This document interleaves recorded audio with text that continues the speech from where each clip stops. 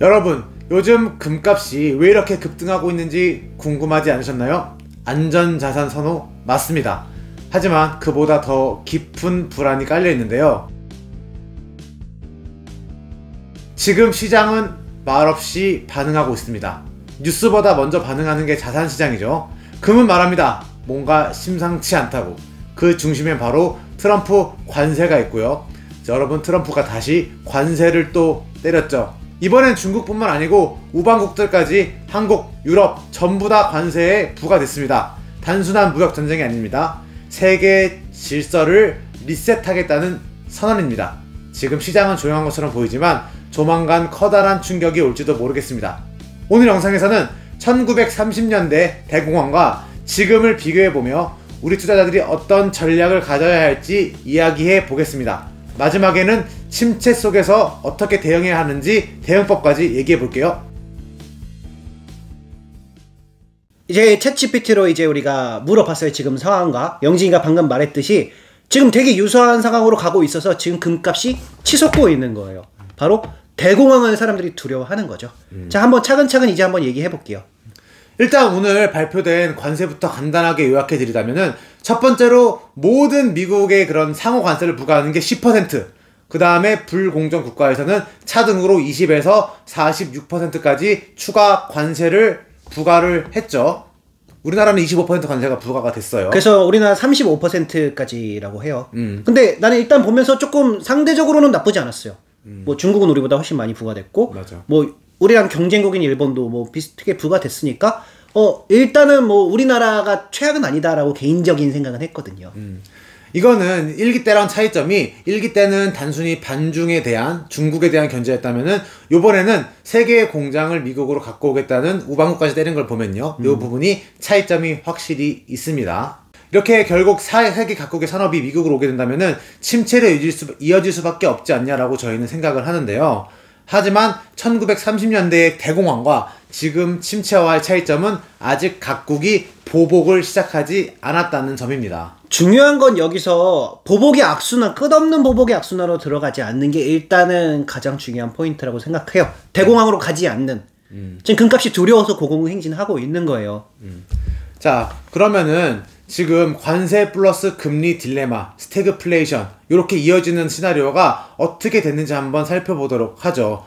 지금 실제로 보면 2024년도 하반기에 금리 인하를 시작했었죠. 이게 굉장히 좀 중요한 포인트입니다. 금리를 인하를 시작했었다는 점 항상 기억하셔야 되고요. 전에는 대공황 때는 하지 않았잖아. 대공황 때는 대공황이 터지고 그 이후에 대응책으로 금리 인하를 해서 금리 인하 시점이 늦었어요. 근데 우린 이번에는 금리 인하를 이미 하고 있는 중간에 지금 이 사건이 터진다는 게 굉장히 중요한 포인트라는 거죠. 그래서 대공황 시절에는 이제 정치인들이 법을 만들었대요.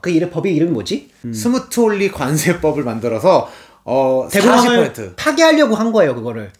그러니까 스무트 홀리 관세법을 만들어서 내수를 살려서 대공황을 타개하겠다. 그래서 관세를 40%를 매겼대요. 그래서 내수를 통해서 이 대공황을 타개하겠다는 정책을 했는데 사실상 완전히 실패하고 말았죠.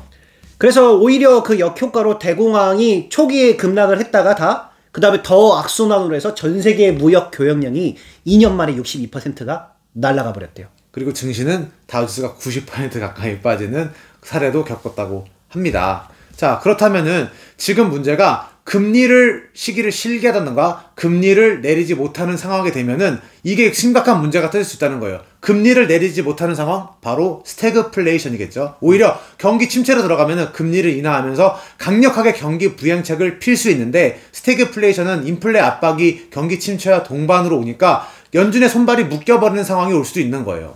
그래서 지금 상황은 그때와 조금 상황이 많이 다르다는 거죠. 그때는 이제 아예 연준이 대응도 되게 늦게 했대요. 지금과 차이점이요. 그래서 대응도 늦게 하고 그 다음에 관세는 먹였고 서로 보복 관세를 하다 보니까 무역 교역량이 2년 만에 60%가 날아가서 전체 다 더 깊은 끝없는 대공황에 들어간 거죠. 그래서 우리도 대공황 뭐가 도대체 문제였나 했더니 지금 시절이랑 아주 유사하게 동일한 패턴으로 트럼프가 지금 하고 있는 거예요. 자칫 잘못해서 각국이 보복을 시작하고 그 다음에 이 보복이 연쇄적으로 경기 침체를 불러오게 된다면은 대공황의 연속적인 이판이 지금 2025년도에 벌어질 수도 있지 않나. 그래서 안전자산인 금값으로 사람들이 몰려가는, 사실 금값이 오른다고 좋아할 상황이 아니었던 거죠. 되게 우리 앞에 거대한 쓰나미가 일으킨 거죠, 사실 트럼프가. 맞아. 그래서 그 대통령은 결국에는 연임 못하고 잘렸어요. 왜냐면 러스트벨트 지역이 초토화 됐거든요. 그리고 그 미국 전체도 소비로 살아나는 게 아니고 대공황이 더 격화되고 정책 기반이 다 무너져 버렸다고 합니다. 그리고 은행은 줄도선하고 뭐 그렇게 된 거예요. 근데 지금은 이제 우리는 은행 시스템 안전하고 약간 차이점들이 있죠. 그치. 하지만 기본적인 시나리오는 그대로 똑같이 정말 그대로 판박이 같이 가고 있다는 거죠. 자, 그러면 대공황에서도 주식시장은 어떻게 됐을까요? 많이 폭락했다고 했는데 그 내에서로 살아남은 주식들이 있었습니다. 그때 당시에 살아남은 주식들이 대표적으로 코카콜라죠.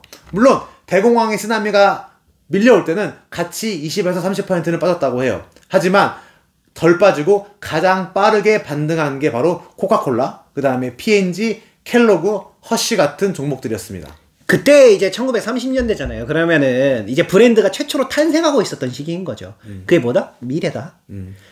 그 없었던 거. 그 전에는 그냥 코카콜라라는 브랜드 자체가 없었는데 이 브랜드 자체가 생겼고 사람들은 이 미래를 소비하는 모습을 대공황에서도 보여준 거죠. 그래서 이런, 지금은 사실 우리 너무 코카콜라 당연하다고 생각하지만 그때 당시에는 처음 등장한 아이폰 같은 거였던 거예요. 처음 등장한 그런 기업들, 그 다음에 일상생활에 오는 브랜드들이 이 대공황에서도 주식 시장을 그래도 방어하는 가장 좋은 수단이었다라는 거를 기억하시면 되겠습니다. 그래서 금리 인하한 다음에 거기도 아마 올라갔을 거예요. 그러니까 우리 투자법에서 가장 우리가 약점, 한계점으로 꼽는 게 바로 이제 탐욕이 극에 이르렀을 때 돈줄을 말려버리는 순간에 우리가 22년도 정확히 우리가 최근에 진 적이 없었는데 22년도 한번 딱 졌죠. 금리 인상 시기였던 거죠. 급격한 금리 인상 시기. 요때만 조심하면 되는데, 그렇다면 이제 우리가 지금 어떻게 대응해야 될까도 굉장히 중요한 포인트가 되겠습니다. 그래서 우리가 연초에 이제 아무리 무역 전쟁을 해도 베팅을 해본 게 금리 인하 시기였거든요, 사실. 그래서 괜찮지 않아? 라는 생각이 있었어요. 그리고 실적만 괜찮으면 뚫고 가지 않아? 이랬는데 실적이 좋아도 못 뚫고 간 순간이 바로 22년도거든요. 그때 한 20-30% 마이너스에서 끝나고 그 다음에 23년도에 다 급등을 했지. 2022년도가 바로 급격한 금리 인상기였다는 겁니다. 자, 그렇다면 지금 사실 대공황으로 가고 스태그플레이션이 오냐, 그러니까 스태그플레이션을 쉽게 말하면 금리를 내리지 못하는 상황이 오냐 안 오냐의 기로에 있다는 거예요. 그럼 당장 자금을 막 투입하기보다는 사실 이제 막 시작됐거든요. 관세 전쟁과 그 다음에 이제 협상이 타결이 될 확률이 높다고 생각하는데, 타결이 되는 모습을 볼 때까지는 자금 투입보다는 이 확실한 스태그플레이션의 공포가 없어질 때까지는 지켜보는 게 맞지 않나. 그 다음에 금리 인하하는 모습까지 지켜보는 게 맞지 않나라고 생각을 합니다. 실제로 우리가 했을 때 그 코로나 때도 올랐고 다 올랐어요. 2008년, 2022년 이렇게 탐욕이 극에 이뤘을 때 돈줄을 말려버리는 순간에만 못 올라. 실적 반영이 안 된 거죠. 실적을 무시당한 거예요, 실적이. 미래의 실적이 또 무시할 수 있어요, 그 순간에는. 그 다음에는 한 방에 반영이 하는 거죠. 돈줄이 너무 말라버리기 때문에 그래요. 그래서 우리가 그런 상황이 올까봐 걱정을 하고 있는 거예요. 원래는 그런 순간 걱정도 안 했다가 트럼프가 이제 무역전쟁을 이렇게 어느 정도로 미쳤냐면 얘가 그때 1940년대 그 무역법 그거 스트스 홀리법? 뭐 앞서 말해드린 법 있죠? 그 스무트 홀리법. 이 스무트 홀리가 했던 짓이랑 그대로 똑같이 하고 있는 게 이제 금값이랑 거기 안전자산으로 몰려있는 거죠. 이건 전쟁에서 대공황 올 수도 있다는 사람들의 공포, 과거의 트라우마죠. 근데 우리는 이제 그거를 못 봤으니까 이거 금값이 오르네 하는데 그 당시를 살았던 사람들은 이제 바로 금으로 뛰어들어가고 있는 거예요. 대공황 직전이다. 안전자산을 도피해라 라는 뜻으로 지금 자산시장이 움직이고 있는 겁니다. 하지만 계속 우리가 강조했던 다른 점은 금리 인하를 먼저 시작했다라는 거. 그 다음에 스태그만 안 오면 정책 여력이 있다면 무역전쟁을 해도 올해 이익만 증가하면 반영되지 않을까라는 생각이 있어요. 그치. 그래서 역시 포인트가 그 연준의 손발이 묶이는지 안 묶이는지 요 부분을 가장 중요하게 봐야 될 것 같아요. 여러분, 사실 주식시장에서 살아남기만 한다면은 기회는 무조건 있거든요. 살아남기 위해서 지금 해야 하는 행동은 너무 무리하지 않는 거지. 무리하지 않는 거. 주가가 떨어졌다고 저점 잡아야겠다. 자산을 투입하기보다는 연준의 손발이 묶이는지 안 묶이는지를 확인하고 살아남은 다음에 살아남고 결국에는 경기 침체가 오고 나중에 그 다음에 경기 부양을 하더라도 주가가 오르는 순간이 분명히 있거든요. 그럼 그 순간까지 살아남는 투자자만이 그 환호의 순간을 누릴 수 있다는 걸 기억하셔야 됩니다. 그래서 무리하지 말고 일단 보자는 거예요. 관세 자체가 우리가 아까 관세 어떻게 매겨지는지 이제 또 챗GPT랑 공부를 해봤거든요. 그 원가에 매겨진대요. 제품 원가에. 쉽게 말해서 원가가 큰 제품들이 타격이 크다는 겁니다. 자동차 같은 부분이 대표적일 수 있겠죠. 90% 정도가 원가예요. 그리고 그 가격도 크죠. 그 제품 한 대의 가격이 몇 천만 원씩 가잖아요. 그래서 시뮬레이션을 돌려보면은 중형차 한 대를 샀을 때 관세를 받게 되면은 한 거의 500만 원 이상, 5, 600만 원 정도의 가격 인상 효과가 있습니다. 그래서 CIF라고 하더라고요. 그거를 원가, 그 다음에 그거를 운송 비용, 그 다음에 보험료, 요거를 해서 CIF에서 여기에 관세를 매겨지는 거래요. 그래서 정확한 정보는 아니에요. 왜냐면 챗GPT니까요. 근데 그 하이드로겔 마스크팩 우리 제니게 투자하고 있잖아요. 거기 원가 해보니까 뭐 300원 정도라고 떠요. 뭘 믿진 않아요. 일단 대충 300원이라고 떠요. 거기에 이제 35% 관세가 먹으면 소비자가 한 100원, 200원이니까 그렇게 큰 차이는 없어요. 그래서 현대차나 이런 친구들, 그 다음에 이런 부분들이 운송료도 크고 이러겠죠.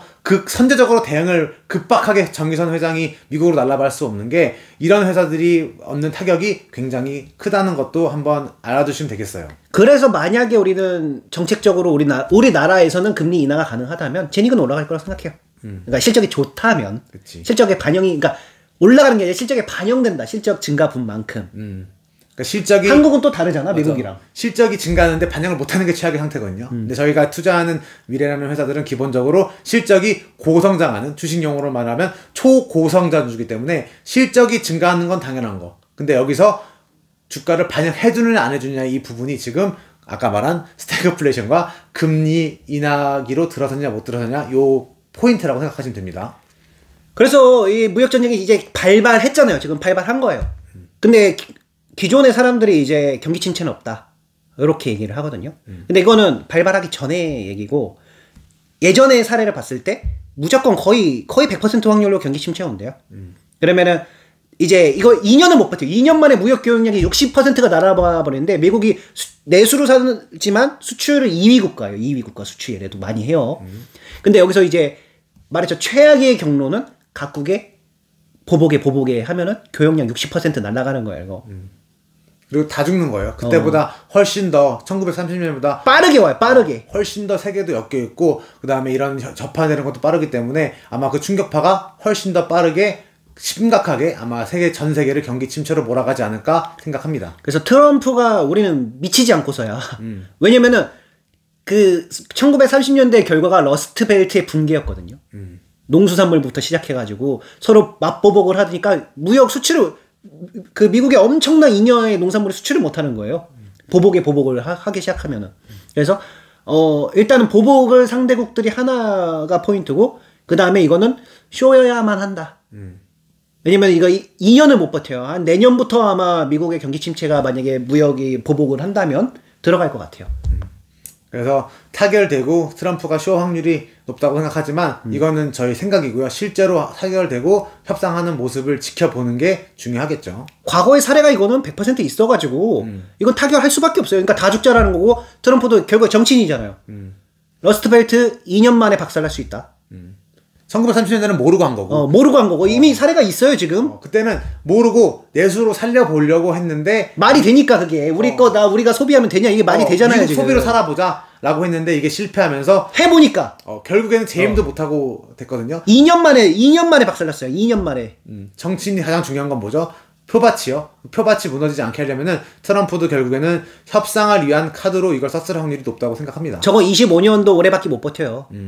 무조건 협상하려고 들 거예요. 그러면 협상하고 무역전쟁 마무리되면서 금리 인하까지 들어간다면은 올해 최상의 시나리오로 가는 시나리오가 되겠죠. 아마 올해는 힘들고 내년에는 확실히 그 시나리오 갈 확률이 높고, 높겠지. 지금은 오히려 이제 금리 인하 정도만 해도 우리는 반영된다. 라고 생각해요, 우리는. 근데 이제 금리 인하도 안 되고, 뭐 그러면은 뭐 근데 미국은 반영이 되는데 한국은 확실히 좀 달라요. 계속 금리 인하하면 우리는 올라갈 수 있다. 한국 재익은 올라갈 수 있다. 그러니까 한국 주식이 실적에 맞춰준다고 생각해요. 그 다음에 미국은 또 우리가 이제 헬스케어 제약주 들고 있잖아요. 그래서 코카콜라처럼 살아남을 수 있다. 그치. 그 의약품은 일단은 제외됐어요. 일단은. 그치. 그러니까 얘도 아주 작정하고 미치지는 않은 거예요 지금. 이건 분명히 이거는 타결을 해야만 하는 사건이에요. 이건. 왜냐면 미국 러스트 베스트 박살나요 이거. 박살난다는 건 트럼프 끝난다는 거. 정치적으로 레임덕은 바로 1, 2년 만에 온다는 거예요 저거. 생각보다 심각한 상황이기 때문에 금값이 오른 겁니다. 저희 살아남기로 이제 한번 마음을 다졌고요. 지금 탐욕보다는 생존에 집중해서 한번 지금 이 상황 같이 타개해 보도록 하죠, 여러분. 그리고 만약에 투입하고 싶어도 1분기 실적 보고 전망까지 본 다음에 하는 게 좋아요. 아마 1분기 전망은 그래도 이걸 반영해서 아마 경영진들이 말해줄 거기 때문에 그거까지 보고 하는 게 더 안전하다는 거 기억해 주시면 되겠습니다. 자, 오늘 영상 마음에 드셨다면 구독, 좋아요, 알람 설정 한번 부탁드리고요. 같이 한번 이 위기를 극복해보죠. 극복해보죠. 여기까지 해볼까요? 감사합니다. 안녕.